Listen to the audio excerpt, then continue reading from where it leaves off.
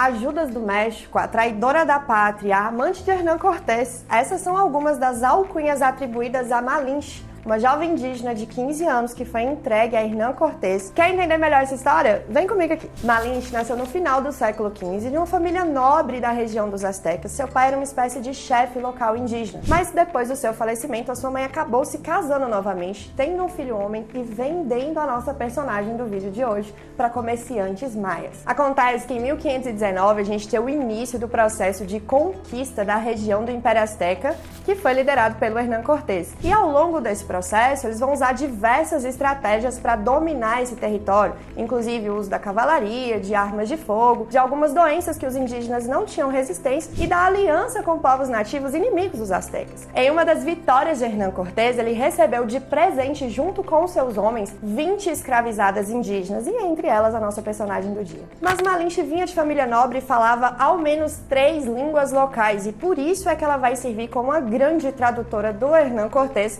nesse processo de aliança com esses povos nativos. Mas isso acabou fazendo com que ela entrasse na história do México como a grande traidora da pátria. Esse processo se consolida ao longo do século XIX. O México fica independente, a gente tem início de um processo aí de construção de uma identidade nacional que resgata esse passado indígena azteca contra o passado espanhol. Para vocês terem noção, o termo malinchismo é utilizado até hoje no México como referência para aqueles mexicanos que exaltam o que é estrangeiro e negam o que é nacional. Mas de lá para cá, a história de Malinche tem sido resgatada por diversas historiadoras que estão ressignificando a sua história. Afinal de contas, nós estamos falando de uma personagem que foi sujeita da sua história, do seu tempo, que foi escravizada, inclusive, deixando de ser tratada como uma grande vilã, ela passa a ser vista, na verdade, como uma vítima desse processo, tanto no seu período, quando é escravizada, quanto pelo uso do mito da sua história. Quer saber mais sobre a história das mulheres, inclusive mais sobre a história de Malinche? Vem pro Clube 04!